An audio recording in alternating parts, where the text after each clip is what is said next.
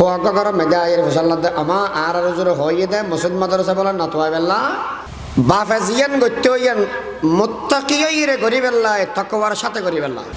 খদা আব্বা খান গত্য খদে না হইয়াম না ফুসান না করিস হইতে হদি খদে না হইয়াম হদি হে মারা মারি দিবার তো গিয়ে